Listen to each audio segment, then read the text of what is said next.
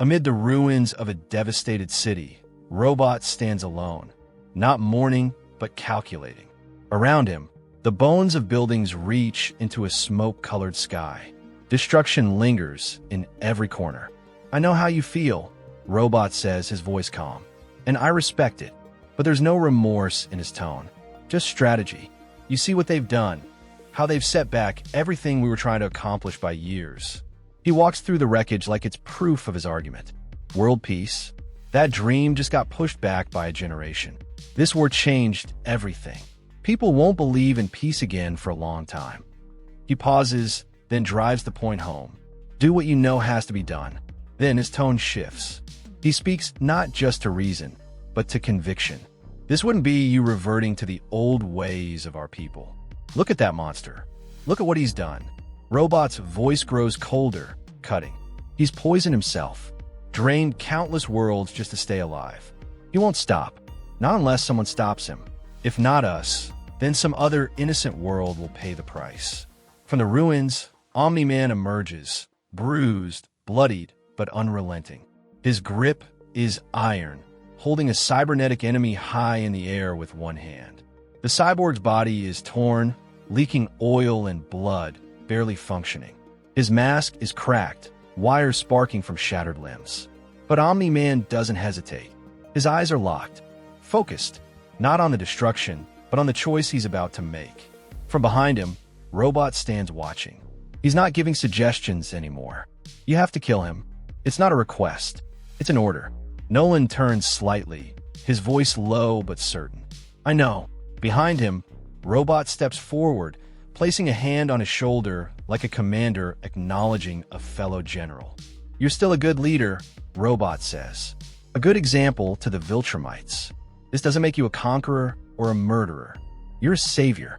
His tone softens, almost human. "I never would have been able to save this world without you. We've done good here." Robot speaks like a visionary now, walking among the ruins with pride. "Now we'll rebuild what they've destroyed. Stronger, better."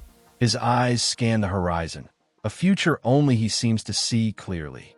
This event will bring the entire planet together. It'll unite us, make us greater than we ever were, and will build the world we now deserve. Nolan nods, calm again. "Yes, I agree. I'm just glad the fighting is over." He turns to Rex. "Thank you, Rex. You're a good friend." The tone shifts. We move to a futuristic hospital, nestled within a high-tech city. Flying vehicles pass medical towers marked with red crosses, signs of recovery after devastation. Inside, the room is quiet, clinical, until we see him. One of Universe's toughest heroes is completely wrapped in bandages, strapped to a medical chair, tubes running from his chest. He looks like he's been through hell, because he has. But even in this condition, he smiles. "It's not as bad as it looks," Alan says with a broken grin. "Honest." Around him, familiar faces gather. Mark, Eve, Tara, and Oliver. They all stand in silent concern, watching their friend cling to humor despite the damage. Mark and Eve stand at Alan's bedside, their faces full of guilt and concern. "We came as soon as we heard," Mark says. "I'm sorry we weren't here." Eve adds, "Oh my God, Alan. We feel terrible about this." But Alan, bandaged head to toe, shakes it off with a half-smile. "Don't. Really. There's nothing you could have done to stop this. I was betrayed from within the coalition." His voice turns sour, the wound deeper than anything on his body. And it would appear Elia, the betrayer, has taken care of herself in the process. Mark tries to make sense of it all. Was she working for Thrag? You think maybe he's got someone else working on the inside? But Alan corrects him. "No. Her plan was to replace me with someone who could take Thrag down. It wasn't sabotage, it was strategy. Cold and calculated." Eve leans forward, concerned. "How's Telia taking all this? I might be able to help. I've been in her position once or twice." "Is she here?" Alan starts to answer. "Oh, Telia ran out to get something to eat with." Suddenly, a voice from the door interrupts. "We're back." Alan freezes. "Oh crap." The door opens, and in walk Telia and Cubian, both holding drinks and way too comfortable. "Oh, hi, Eve." Cubian's voice is casual, but the tension in the room spikes instantly. Yeah, I had no idea you guys were here, Telia adds, clearly caught off guard. Eve doesn't respond with warmth. Her voice is clipped. We just wanted to check in and see how Alan was doing. We were leaving. Mark quickly turns to her. What? We were? Who is? He stops mid-sentence as he pieces things together. Oh, the awkwardness hangs in the air like a fog. Come on, Tara, Eve says, leading her daughter away.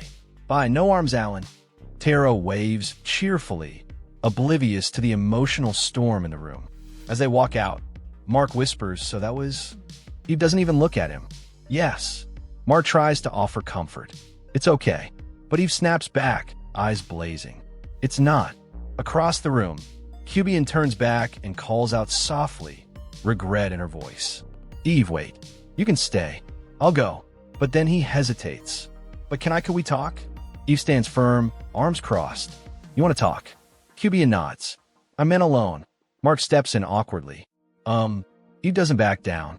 Whatever you have to say to me, you can say it in front of Mark. Cubian sighs. You want me to do this here? In front of him? Fine. She turns, launching into a speech like she's rehearsed it.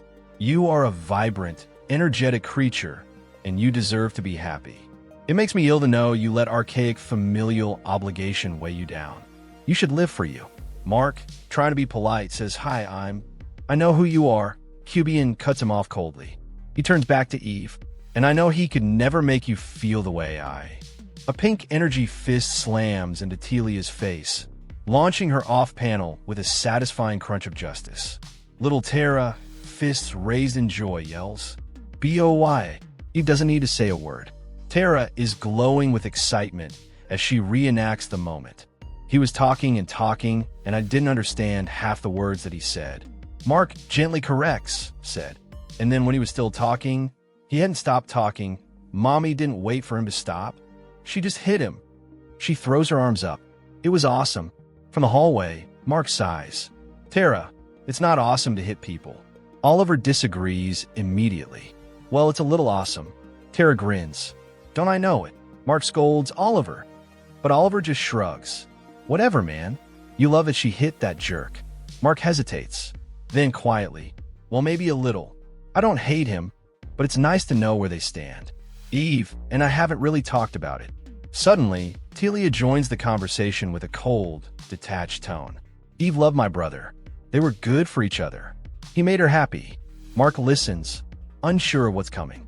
But the problem was, Eve is too attached to your little monster there. Cubian thought she was in the way, because she is. She looks at Tara with a glare that cuts. Our people have no patience for children. He made her choose. She didn't choose him. Oliver shields Tara, visibly uncomfortable. Jesus, Telia. In front of Tara? And Mark, trying to hold his composure, rubs his neck. It's okay. I won't know. At least, I thought I wanted to. From the hallway, Telia throws one last word over her shoulder. Wimp. Oliver scoffs. Ignore her. She's the absolute worst. Then, shifting gears, he asks, have you talked to Mom and Dad since you got back? Mark shakes his head. No. Have you? We try to contact them, but nothing's getting through. Alan said it might be interference. Mark adds, Eve and I were pretty worried. We were planning on going to Earth to check on them. We were going to leave tomorrow. Oliver nods. That's not a bad idea. I wish I could go with you, but I'm up to my eyeballs, especially with Alan healing. From across the room, Eve speaks up. Can we go? Mark looks to Oliver and Tara. Sure. Let's just say goodbye to Alan. Tara tugs at Mark's arm, eyes wide with curiosity. Did you kill that guy? Back in the medical bay, Telia is still fuming. She sucker punched him, and then they just left. That woman is out of control. Cubian, clearly tired of the drama, puts a hand to his face. Telia, please. It's fine. But Alan, wrapped in bandages from head to toe, just lies back and takes it all in silently. Later, a doctor checks in.